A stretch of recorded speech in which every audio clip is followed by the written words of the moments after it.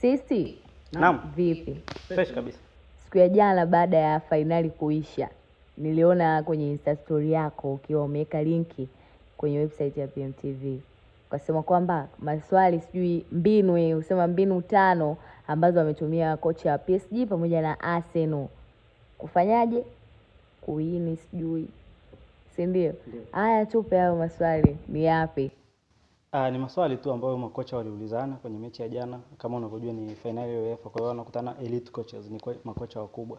Mikel Arteta wa Arsenal pamoja na Luis Enrique wa PSG. Na mimi niliweka tu ile analysis kwenye mfumo ya maswali ambayo makocha wanaulizana au ni mitego ipi wanategana. Kwa hiyo nikachagua maswali 5 ambapo kwenye hayo maswali nilichukua maswali kama 3 kutoka Arsenal na 2 kutoka PSG ambayo yanahusu control nzima ya game au analysis nzima ya game. Swali la kwanza lilikuwa linahusisha PSG ambapo niliuliza, si tunajua kwamba PSG ndio timu ambayo inaongoza duniani hasa kwenye msimu uliopita kwa PPDA, passes per defensive action, au ni timu ambayo inaongoza kwa kupora mipira sekunde chache kabla mpinzani wake hajapiga pasi zaidi ya 8, ambao kwa ufupi ilikuwa na PPDA ya 8.5. Kwa hiyo nikajiuliza ni namna gani Arsenal leo wanaweza kuepuka hicho kitu, yani kuepuka kupora mipira mara kwa mara na PSG na kusababisha matatizo, kwa sababu PSG wakipora mpira karibu na goli lako na maana wanakusababishia matatizo kwa kukufunga.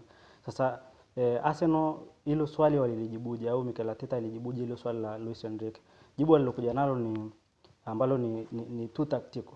Ni kwamba mipira mingi atakuwa haanzishi goli, ni kwake atakuwa anapiga ili mradi ikapotee, kama ni kupotea, kwa sababu PSG obviously lazima watakuwa wanapora, ikapotee kwenye nusu yao. Na ukiangalia kwenye hicho ukiangalia kwenye heat map au kwenye passing map ya keeper wa Arsenal, pasi zake nyingi jana alikuwa apiga pasi fupi, alikuwa anapiga pasi ndefu kuelekea kwenye nusu ya PSG na nyingi zilikuwa zinapotea. Kwa hiyo inamaanisha kwamba ile mipira wangekuwa wanafanya build up kuanzia nyuma, ingekuwa inapotea karibu na goli lao na wangekuwa wanapoteza na kufanyia hizo positive transition au kufanyia mashambulizi ya kujibu na pengine wangedhurika.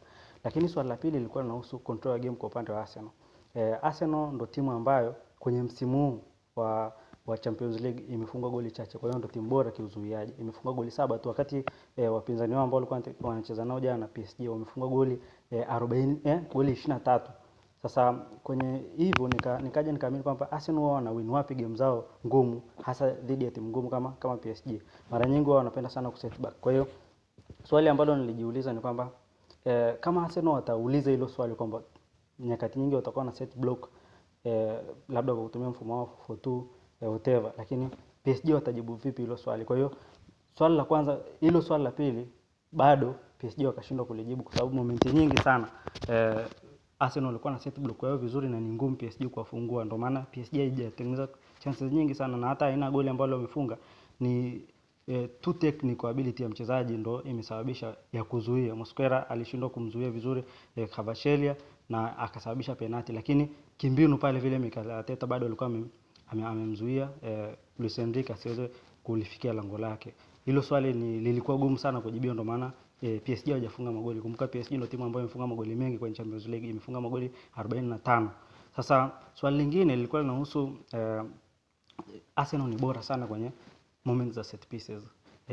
Kati ya magoli 71 iliyofunga kwenye Premier League, magoli zaidi ya 29 yanatokea kwenye set pieces, huko magoli 18 kama sikosei yakiwa yanatokana na kona. Sasa swali likawa PSG watakuwa wanazuia vipi kona za Arsenal?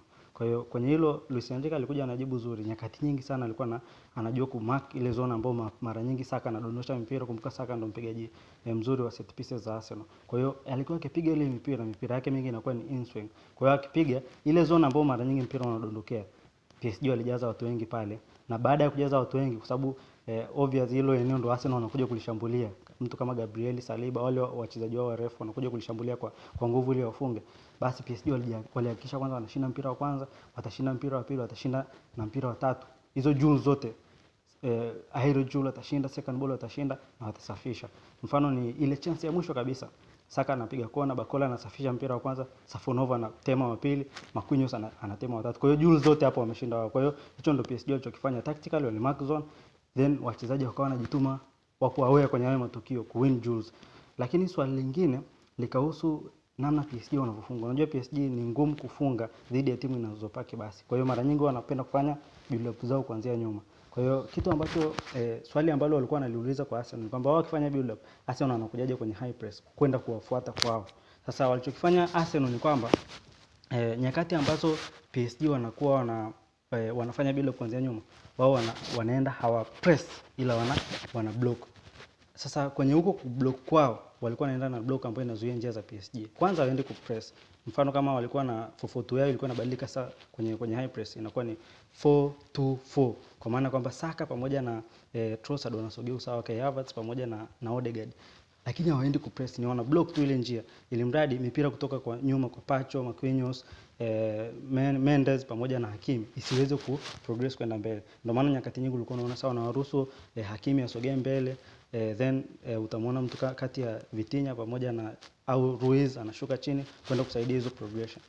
Lakini Arsenal bado wakawa press. Kwa hiyo kama PSG wakivuka hiyo third ya kwanza au hiyo nusu yao, Arsenal wanarudi nyuma kwenye 4-4-2 yao na block yao inakuwa compact, kwa hiyo hawapitiki.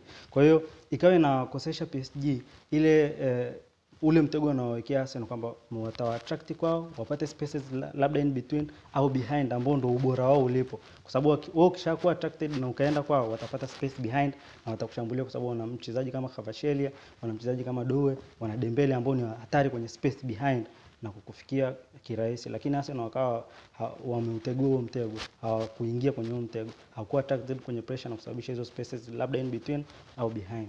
Swali la mwisho lilikuwa kwenye control ya mchezo kwa upande wa Arsenal. Yes, walienda kupaki basi.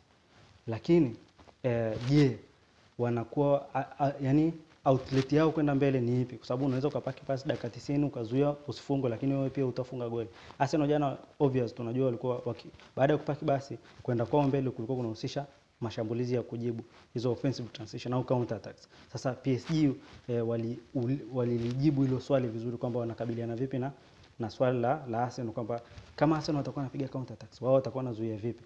Wakaja na kitu kinaitwa rest defense, ambayo rest defense yao ilikuwa inazuia hizo counter attacks au inazimeza hizo counter attacks za Arsenal. Mara nyingi sana PSG mpira ukiwa kwenye nusu ya mwisho ya Arsenal au kwenye eneo la mwisho la Arsenal, huko nyuma utakuta kuna shape ameacha ambayo ni extra man. Kuna moment utakuta amebaki Pacho, Marquinhos, Nuno Mendes pamoja na Vitinha, au kuna muda utakuta Nuno Mendes kasogea mbele, Fabian Ruiz karudi, ili mradi wao na watu watatu hadi wanne, ili tena kwenye shape nzuri yenye layers, ambayo hata Arsenal wakipiga hizo counter attacks wanakuta wako outnumbered.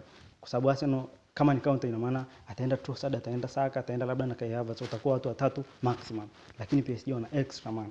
Kwa hiyo mara nyingi sana counter attacks zikawa haziwafikii. Lakini swali la sehemu ya mwisho ni mechi ilivyoamuliwa. Mechi imeamuliwa kwenye individual technical abilities. Ni kosa la Mosquera kumchezea foul Kvaratskhelia, ikapatikana penalty ambayo Dembele alifunga. Lakini kosa lingine kwa upande wa PSG kufunga lilikuwa ni kosa ambalo lilitokana na mpira wa kuclear wa Hakimi. Baada ya Arsenal kufanya build up na PSG kupress vizuri, Hakimi kwenye kuclear anakosea clearance, mpira unamgonga Kai Havertz, anashambulia kwa sababu alikuwa kwenye space, alikuwa ni kama mtu wa mwisho, na maana ni rahisi kumfikia kipa na akafunga. Kwa hiyo ilikuwa ni mechi fulani tu tactical, nafikiri umeshiba madini. Okay. Thank you, you're welcome.